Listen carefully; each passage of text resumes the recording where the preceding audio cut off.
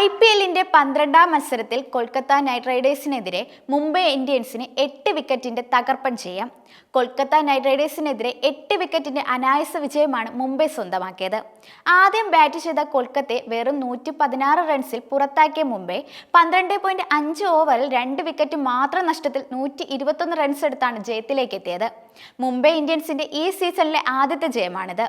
Kolkata night Riders ഉയർത്തിയ 117 റൺസിന്റെ കുഞ്ഞൻ വിജയ ലക്ഷ്യം പിന്തുടർന്ന മുംബൈ ഇന്ത്യൻസ് 43 പന്തുകൾ ശേഷിക്കെയാണ് ലക്ഷ്യം മറികടന്നത്. 41 പന്തിൽ 5 സിക്സും 4 ഫോറും സഹിതം പുറത്താകാതെ 62 റൺസ് എടുത്ത ഓപ്പണർ റിയാൻ റിക്ടൽട്ടന്റെ കിടിലൻ ബാറ്റിംഗ് ആണ് മുംബൈ ജയം എളുപ്പമാക്കിയത്. 9 പന്തിൽ 2 സിക്സും 3 ഫോറും സഹിതം 27 റൺസ് അടിച്ചെടുത്ത് പുറത്താകാതെ നിന്ന സൂര്യകുമാർ യാദവ് ടീമിന്റെ ജയം കൂടുതൽ വേഗത്തിലുമാക്കി. രോഹിത് ശർമ്മ 12 പന്തിൽ 13 റൺസുമായി മടങ്ങി.